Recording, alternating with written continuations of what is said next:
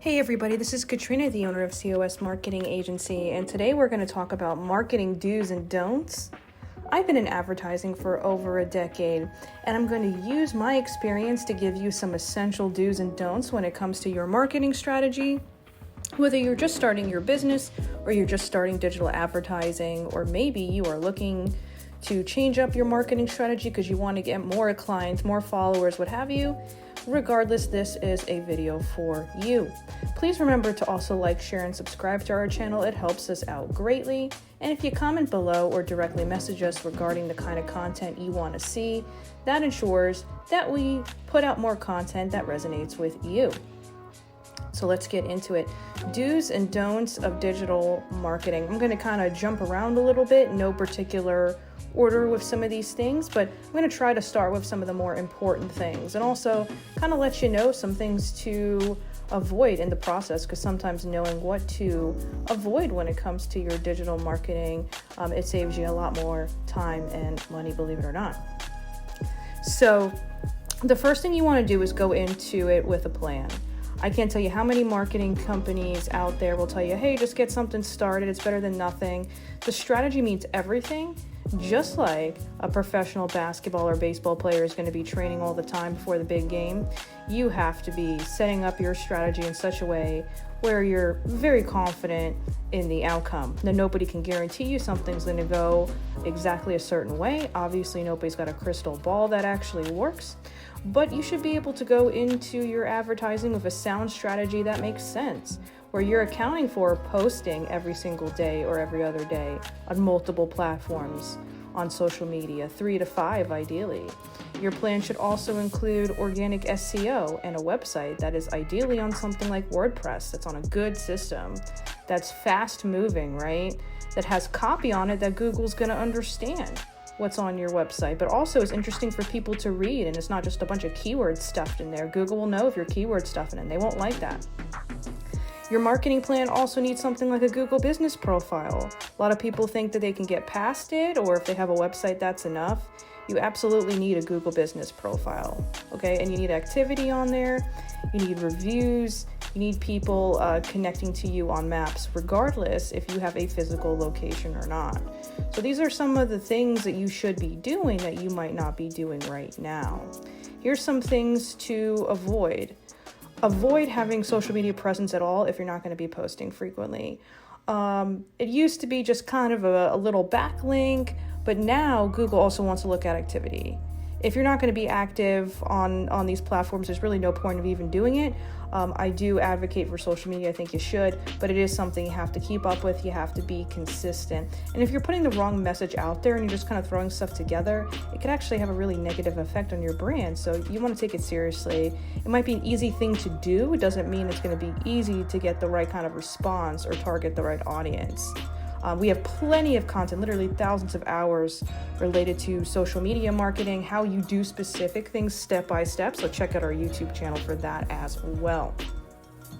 Some of the other don'ts that you guys are not doing is you're not monitoring your website and altering your keywords frequently. Google's always doing algorithm changes, and you guys just kind of seem to keep the same thing on your website day after day, month after month, year after year. Maybe you put out some new blogs, but you're never changing the bulk of your actual website, and that is a mistake. Google sees that as inefficient, and also, again, the kinds of keywords and things that Google is looking for is going to change frequently.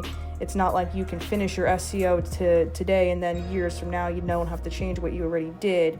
Yes, you have to continue to expand and grow your website and also adapt the SEO that is on your website on a regular basis as needed. And also, what a lot of you guys are not doing is you're not running ads. Now, we have mostly an organic marketing strategy in our company. That is partially because leveraging the algorithms naturally is what we do. We try to do that first and foremost before just pumping money into ads. But that being said, going without ads completely forever without some kind of game plan of maybe 3 to 6 months down the road running ads, having a clear idea, okay, this is when we're going to run ads, is what we're going to do. You just want to go completely organic. The growth will be slow no matter who's behind the wheel, even if I'm doing it for you. And we have all of our team members, all hands on deck doing it, it's still going to have its limitations. When you're running ads, you get VIP top placement, right? That's why it's there. So do not think you can get around spending money on ads. I'm not crazy about spending money on Google ads or YouTube ads or LinkedIn ads or any of the other things that we're spending thousands and thousands of dollars for. It's not fun that I have to do that, but I do that because it's necessary. It's going to lift up the organic content and make that in general more searchable and easier to see, and it's certainly going to drive up my posts, my platforms, my whatever, to further to the top of any search that you're looking for, especially in certain areas where I'm targeting, Central Florida being our main catchment zone, state of Florida being the second. So, and here's the other thing you guys are not doing. Lastly, arguably most importantly, you're not posting evergreen content on your website or social media or anywhere else. So evergreen content means posts and different forms of content that is going to be always interesting to the viewer. Obviously certain things are going to change by year, by season, but there are certain general topics and deep dives and how-tos and all kinds of things you can do on certain subjects that are always going to resonate with your audience, no matter the day, time, or year. So here's an example. I'm just going to pull this out of the clear blue sky as an example. Let's say you have a doctor's office and you treat elderly people mostly. Maybe you're here in Florida, you're treating a lot of elderly people. It's pretty common. So maybe in your content, you put out posts about older people getting into working out again, how to make quick but healthy meals at home on a budget because they're retired, they're on limited income, how to let's say maybe book their appointments more efficiently, right? Those are things that come up all the time because they're going to have multiple doctor's appointments in different places, things like that, just general lifestyle things. And that's just one example. I can come up with that for any and all types of industries. There are going to be topics and subjects that come up again and again.